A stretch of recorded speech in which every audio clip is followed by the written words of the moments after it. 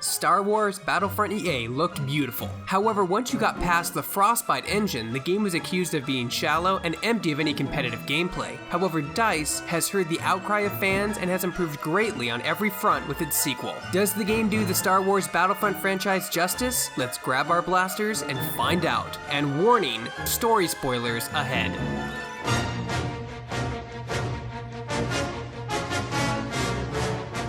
Let's start with the most interesting part of Battlefront II, the campaign. DICE has added a nice story mode that I've been told is canon. You play through the game in the eyes of the Inferno Squad, mostly, a small group of elite soldiers that work for the Empire. Del Meeko, Gideon Hask, and the main character, Iden Versio. The main problem I ran into playing the campaign was the lack of background info on Iden, our supposedly main character. It's hard to care about her due to the lack of any history. All you know is that she's loyal to the Empire and her father is a high-ranking admiral. Until that is, yep, you guessed it, she joins the rebels. Literally about an hour into the campaign story, during the marketing and interviews for the game, developers have said repeatedly, this is the story from the Empire's perspective. The only thing you witness is the destruction of the second Death Star and some minor events during Return of the Jedi. Soon after, two members of the squad, Iden and Del, realize the Empire is evil, shocking, and join the rebels. The switch to factions is cliche and you see it coming a mile away. I mean, who knew the Empire was evil, right? Iden is given no backstory, history, or interesting personality. Neither is Hask. However, Del Meeko is explored much more via interactions and missions with certain key characters and side chit-chat. In one mission, you discover why he joined the Empire in the first place, while Iden is given nothing for us to work with. One can't help but think that Del was supposed to be the main character. It certainly felt like it in the campaign, but DICE switched to Iden for some reason. She was a big deal in all the marketing materials. You join the rebels and fight the Empire to stop Operation Cinder, which is never clearly explained. Admiral Versio, Operation Cinder is to begin at once. The story isn't bad, it's just there. It is fun exploring the planets and locations, playing as iconic characters in certain missions like Luke, Han, or Leia. It also helps the player learn how to play these heroes in online mode via the campaign. Again, the campaign was fun, albeit most of the missions have you going up against all odds and succeeding. Like in one mission, you single-handedly destroy 3 Star Destroyers. But it's fun in the end. It's not a rushed, half-assed campaign mode. It's thought out and gives a taste of everything the game has to offer, even if Del Meeko is the person you care about more throughout the entire story. The dark side clouds everything. Impossible to see. The future is.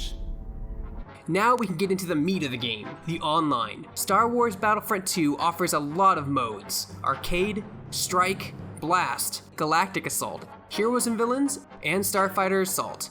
Arcade is the least interesting. It's a co-op mode where you and a friend destroy waves of AI enemies and try to best your score and increase your rank. It's okay, but forgettable. Strike is a smaller mode, 8 on 8 that has objectives. Think of it as Seek and Destroy.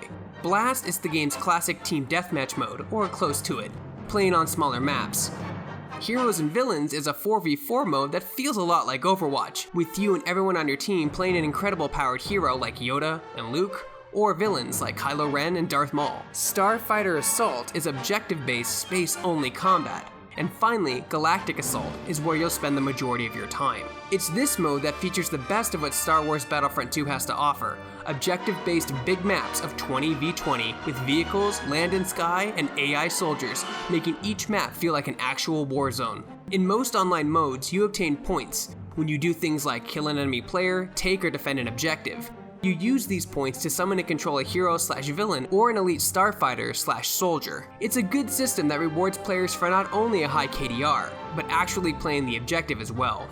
Desolation protocols and secure the landing pads for capture.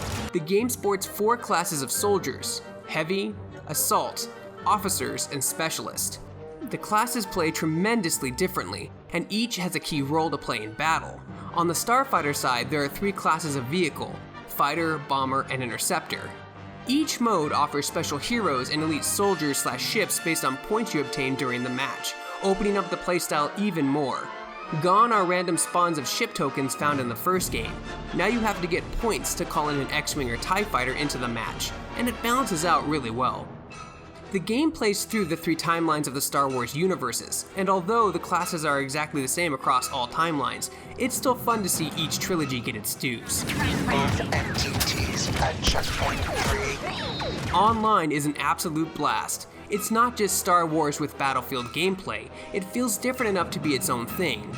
Strategy and teamwork play a major role in obtaining victory, and the pace feels perfect for those who aren't a fan of the high-paced Call of Duty series gun gameplay. The spaceship gameplay feels different, mainly due to the fact that a separate team did it, and it feels like it could be a game by itself. Dogfighting and objective-based space battles are an absolute thrill to play. Star Wars Battlefront II allows you to play the way you want and gives everyone the option to pick something they like best. The classes are given even more uniqueness with star cards, which make current abilities more powerful, or change them completely. Each fighter, soldier, hero can be outfitted with 3 star cards, and there are hundreds of them to try out. Unfortunately, it's the progression in getting them that the game shows its dark side. Fear is the path to the dark side. Fear leads to anger. Anger leads to hate. Hate leads to suffering. In my Middle-earth Shadow of War review, I didn't mention the loot crates, mainly because they, in no way, affected my gameplay experience. They were 100% optional. However, it's the exact opposite when it comes to Star Wars Battlefront II. The loot crates are a key part in the online modes. You need them, there's no getting around it. The only way to unlock star cards for your hero class ship is to purchase loot crates, and it sucks big time. You can get cards by opening crates and getting lucky, or by crafting them with crafting parts. However, the only way to get crafting parts is through, you guessed it, loot crates. And they are stingy with them. I opened about 10 loot crates and received only 10 crafting parts. Loot crates themselves cost around 4,000 Republic credits, and on average I was getting 200 to 400 credits at the end of a match, making the grind annoyingly long to get them. Loot crates should never be a part of core game mechanics, period, and it's stuff like this that really makes me upset. If they are part of the core gameplay, which again they never should be, they need to be given out at a normal rate as rewards, which Star Wars Battlefront II does not do. Players with better star cards have better abilities and have a major advantage. People buy Star Wars games to play as their favorite characters, and Star Wars Battlefront II puts a massive barrier in the way of that fun. Locked heroes like Chewbacca, Leia, Luke, and even Vader require over 40,000 credits to unlock them. This level of a grind is unacceptable, given the 200 to 400 credits I was able to net after each multiplayer match. It doesn't go well with the game, and it loses major points for it. The shroud of the dark side has fallen. Begun. The Clone War has. In the end, Star Wars Battlefront 2 is a fantastic game, and if you're a fan of Star Wars, you're going to get it no matter what anyone says. I'm just thankful that the game is a huge improvement over the first, and is incredibly fun solo or with friends online. Yes, the loot crates diminish its value, and it's a shame EA forces them down your throat as part of the core gameplay, but the game looks gorgeous and is enjoyable to play. Even if you're not a fan of Star Wars, like I am, it's still a good game at its core. Just please don't spend money on EA's loot crates. For more videos like this and everything else gaming related, you're already in the right place. You're on Shacknews.com.